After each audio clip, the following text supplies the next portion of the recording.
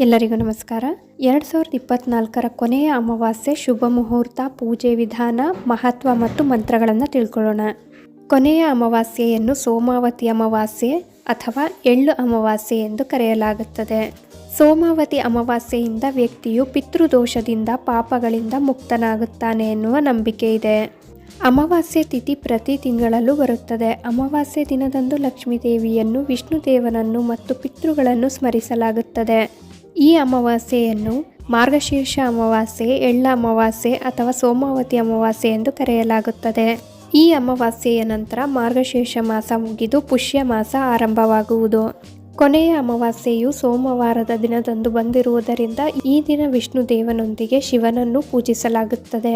ಧಾರ್ಮಿಕ ನಂಬಿಕೆಯ ಪ್ರಕಾರ ಈ ದಿನದ ಪೂಜೆಯು ವ್ಯಕ್ತಿಯನ್ನು ಪಾಪಗಳಿಂದ ಮುಕ್ತನನ್ನಾಗಿ ಮಾಡುತ್ತದೆ, ಸುಖಮಯ ಜೀವನವನ್ನು ನೀಡುತ್ತದೆ.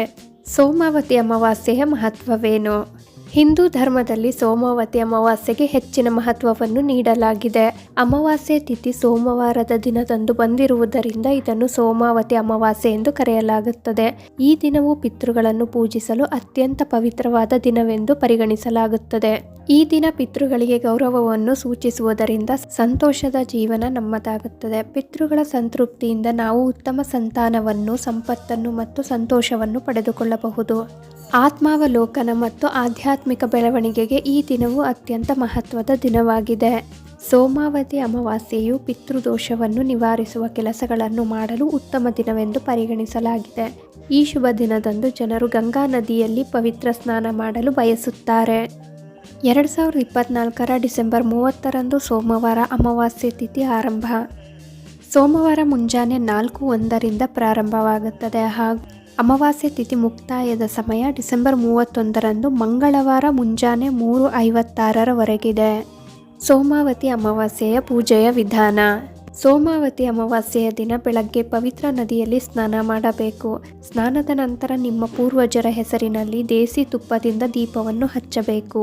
ಈ ದಿನ ಬ್ರಾಹ್ಮಣರಿಗೆ ಅನ್ನದಾನ ಮಾಡಿ ಮತ್ತು ನಿಮ್ಮ ಇಚ್ಛೆಯಂತೆ ದಾನ ಮಾಡಿ.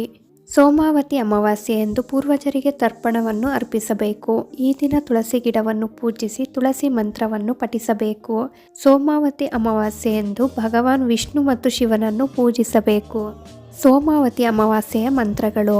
ಓಂ ನಾರಾಯಣಾಯ ವಿದ್ಮಹೆ ವಾಸುದೇವಾಯ ಧೀಮಹಿ ತನ್ನೋ ವಿಷ್ಣು ಪ್ರಚೋದಯಾತ್. ಓಂ ಹ್ರೀಂ ಕಾರ್ತವೀರ್ಯಾರ್ಜುನೋ ನಾಮರಾಜ ಬಾಹುಸಹಸ್ರವಾನ್. ಓಂ ನಮಃ ಶಿವಾಯ. ಓಂ ಆಪಾದಂಪಹರ್ತಾರಂ ದಾತಾರಂ ಸರ್ವಸಂಪದಂ ಲೋಕಾಭಿರಾಮಂ ಶ್ರೀರಾಮಂ ಭೂಯೋ ಭೂಯೋ ನಮಾಮ್ಯಹಂ. ಸೋಮಾವತಿ ಅಮಾವಾಸ್ಯೆಯ ಪೂಜಾ ಪ್ರಯೋಜನಗಳು. ಸೋಮಾವತಿ ಅಮಾವಾಸ್ಯೆಯನ್ನು ಆಚರಿಸುವುದರಿಂದ ನಿಮಗೆ ಪಿತೃಗಳ ಆಶೀರ್ವಾದ ದೊರೆಯುವುದು. ಇದರಿಂದ ನೀವು ಯಶಸ್ಸು, ಸಂತೋಷ ಮತ್ತು ಸಂಪತ್ತನ್ನು ಪಡೆಯಬಹುದು. ಸೋಮಾವತಿ ಅಮಾವಾಸ್ಯೆಯನ್ನು ಆತ್ಮಾವಲೋಕನ ಮತ್ತು ಆಧ್ಯಾತ್ಮಿಕ ಬೆಳವಣಿಗೆಗಾಗಿ ಆಚರಿಸಲಾಗುತ್ತದೆ.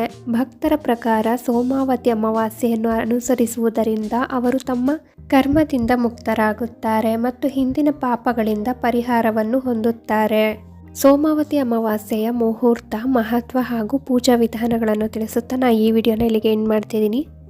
ಈ ಮಾಹಿತಿಗಳು ನಿಮ್ಗೆ ಇಷ್ಟ ಆದರೆ ದಯವಿಟ್ಟು ನಮ್ಮ ಚಾನಲ್ಗೆ ಸಬ್ಸ್ಕ್ರೈಬ್ ಆಗಿ, ಲೈಕ್ ಮಾಡಿ, ಶೇರ್ ಮಾಡಿ ಹಾಗೆ ಕಮೆಂಟ್ ಮಾಡಿ.